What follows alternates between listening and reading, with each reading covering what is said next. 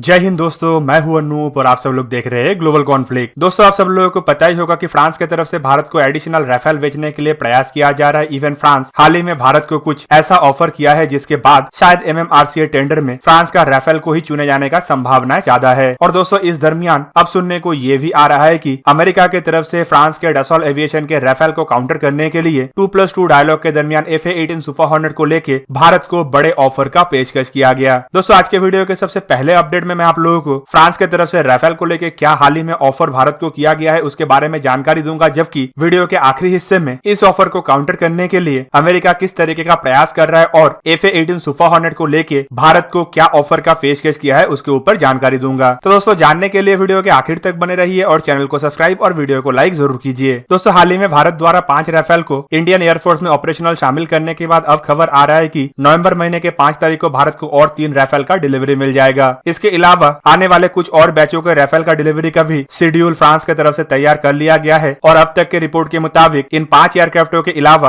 अप्रैल 2021 तक इंडिया को करीबन और 16 राफेल एयरक्राफ्टों का डिलीवरी फ्रांस की तरफ से कर दिया जाएगा। दोस्तों, फ्रांस की तरफ से इन डिलीवरियों के साथ इंडियन एयरफोर्स का पहला स्क्वाड्रन नंबर 17 गोल्डन एरो तैयार हो जाएगा, जबकि इसके अलावा 3 राफेल के साथ दूसरा स्क्वाड्रन हसीबारा बेस में भी तैयार होना शुरू हो जाएगा। दोस्तों, अब सुनने को यह भी आ रहा है कि फ्रांस की तरफ से अब भारत को राफेल एयरक्राफ्टों को बेचने के लिए लॉबिंग भी किया जा रहा है। फ्रांस भारत को राफेल के साथ साथ जेट इंजन के टेक्नोलॉजी देने के लिए भी तैयार हुआ है और हाल ही में फ्रांस के कंपनी सैफ्रॉन की तरफ से यह भी बयान दिया गया है कि राफेल एयरक्राफ्टों में इस्तेमाल होने वाला M88 इंजनों को भारत में तैयार करने के लिए कंपनी तैयार है। इवन इन इंजनों को इंडिया के तेजस जैसे एयरक्राफ्टों में भी इस्तेमाल करने के लिए उन्नत किया जा सकता है। जबकि हाल ही में आप ये भी सुने होंगे कि इंडिया के AMCA के लिए फ्रांस के कंपनी सैफ्रॉन और DRDO के बीच में एक समझौते के ऊपर बातचीत भी चल रहा है, जिसके तहत एक इंजनों का निर्माण भारत में किया जा सके। इंडिया को एडिशनल राफेल का ऑफर ऑलरेडी फ्रांस की तरफ से किया जा चुका है, जबकि हाल ही के कुछ रिपोर्टों में यह भी पता चला है कि इंडियन एयरफोर्स की तरफ से भी इन बातों को लेकर सोच विचार किया जा रहा है। जबकि कुछ दिन पहले मैं आप लोगों को एक वीडियो के माध्यम से यह भी बताया था कि क्यों राफेल एयरक्राफ्टों को MMRCA टेंडर में चुने जाने का संभावना सबसे ज्यादा है। दोस्तों, इसके पीछे जो बड़ा कारण है वो है कम समय में इन एयरक्राफ्टों को इंडियन एयरफोर्स में शामिल किए जाने का प्रोबेबिलिटी। इंडिया द्वारा अगर किसी और एयरक्राफ्ट को चुना जाता है तो चुनने का प्रोसेस और प्राइस नेगोशिएशन जैसे बातों के लिए कुछ सालों तक इंतजार करना पड़ेगा, जबकि उसके बाद इंडिया में मैन्युफैक्चरिंग फैसिलिटी को स्टेब्लिश करना, ट्रेनिंग और मेंटेनेंस फैसिलिटी को बनाना, इसके लिए भी समय लगेगा और इसके लिए कम से कम 4 से 5 साल के बाद ही पहले MMRCA का फाइटर एयरक्राफ्ट इंडिया में आ पाएगा। पर अगर राफेल एयरक्राफ्ट को चुना जाता है तो प्राइस नेगोशिएशन और टेक्नोलॉजिकली एयरक्राफ्टों को परखने के लिए इतना ज्यादा समय का इंतजार नहीं करना पड़ेगा, और जबकि इंडिया के पास ऑलरेडी राफेल एयरक्राफ्ट होने की वजह से इंडियन एयरफोर्स को इसका ट्रेनिंग और मेंटेनेंस के लिए भी इंतजार नहीं करना पड़ेगा।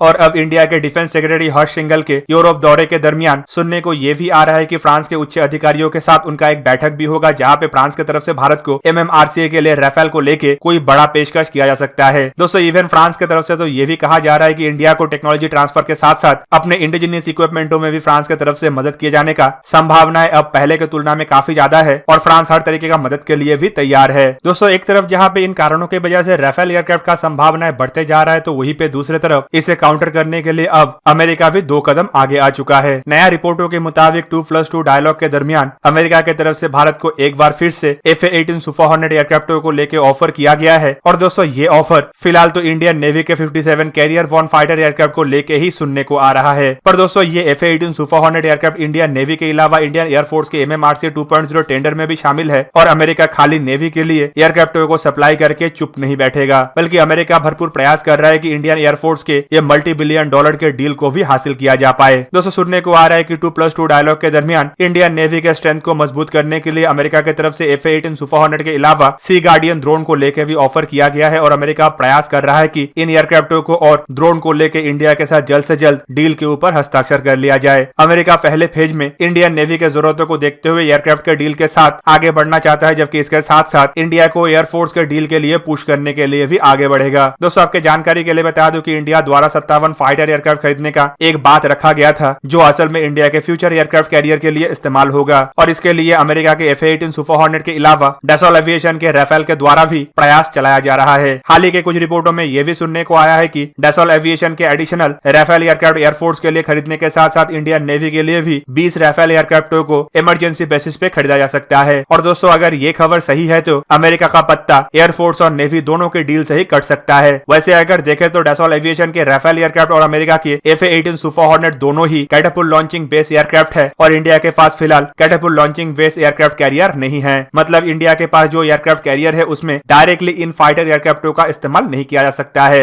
इंडिया के पास की जंप एयरक्राफ्ट कैरियर है जिसमें MiG-29 जैसे एयरक्राफ्टों का इस्तेमाल होता है। पर दोस्तों इंडियन नेवी के स्टैंडर्ड को हासिल करने के लिए राफेल और F/A-18 सुपर हॉर्नेट दोनों की तरफ से ही पिछले कई महीनों से प्रयास किया जा रहा है और सुनने को यह भी आया है कि F/A-18 सुपर हॉर्नेट एयरक्राफ्ट को लेकर अमेरिका स्की जंप रैंप के द्वारा प्रैक्टिस भी कर रहा है और एयरक्राफ्टों में काफी तब्दीली के साथ इंडियन नेवी के जरूरतों को देखते हुए एयरक्राफ्टों को डिजाइन भी किया जा रहा है। पर राफेल को हरा के F/A-18 को जीत हासिल करने के लिए अभी बहुत सारा इंतजार करना पड़ेगा। दोस्तों आप लोगों को वीडियो के पहले हिस्से में मैं फ्रांस के द्वारा भारत को किया गया ऑफरों के बारे में बताया हूँ और अगर बोइंग के F/A-18 को इंडिया के स्टैंडर्ड को हासिल करना है तो इसके लिए इससे भी बेहतर ऑफर का पेशकश करना पड़ेगा। दोस्तों बोइंग कंपनी की तरफ से या फिर अमेरिका की तरफ से अब तक इंडिया के लिए क्या क्या ऑफर का पेश किया गया है, चलिए उसके बारे में जानते हैं। दोस्तों इंडिया के लिए अभी एयरक्राफ्ट के अलावा अगर किस चीज का सबसे ज्यादा जरूरत है तो वो है एयरक्राफ्टों की टेक्नोलॉजी और एरो इंजन के टेक्नोलॉजी। इंडिया फिलहाल अपने तेजस एयरक्राफ्टों में अमेरिका से ही खरीदा हुआ GE-404 इंजनों का इस्तेमाल कर रहा है, जबकि तेजस मार्क 2 में GE-414 इंजनों का इस्तेमाल किया जाएगा।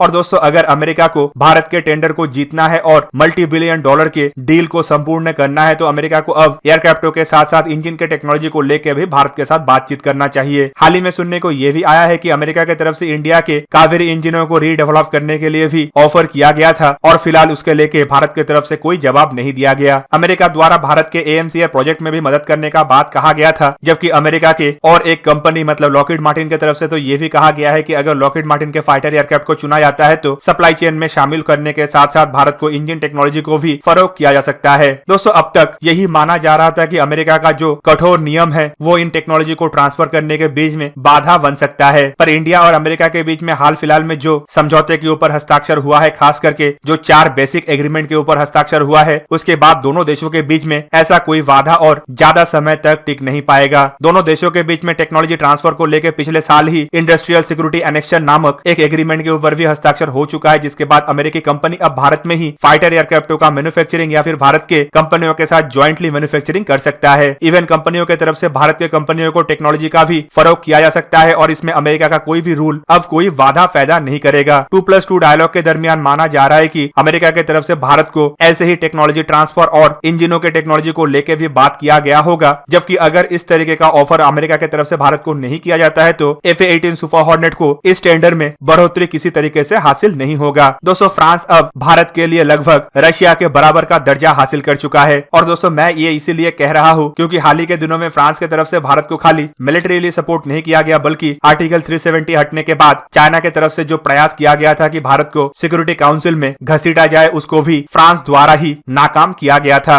और दोस्तों फ्रांस अब भारत को खाली फाइटर एयरक्राफ्टों के टेक्नोलॉजी या फाइटर एयरक्राफ्ट सप्लाई नहीं कर रहा है, बल्कि ऐसे हथियारों का सप्लाई भी कर रहा है जो शायद अब तक रशिया ही भारत को एकमात्र करता था। इवन इनमें स्टेल्थ सबमरीन से लेके लॉन्ग रेंज तक मार करने वाला एयर टू एयर मिसाइल और इवन तो सुनने को यह भी आया है कि फ्रांस की तरफ से भारत को न्यूक्लियर पावर सबमरीन के टेक्नोलॉजी और एयरक्राफ्ट कैरियर के डिजाइन तक देने का बात कहा गया। तो दोस्तों ये था आज का वीडियो। अगर आपको वीडियो अच्छा लगा तो उसे लाइक कीजिए और मेरे चैनल को सब्सक्राइब कीजिए और साथ में बना हुआ बेल आइकन को भी प्रेस कर दीजिए ताकि आप मेरा वीडियो देख पाए सबसे पहले। जय हिंद।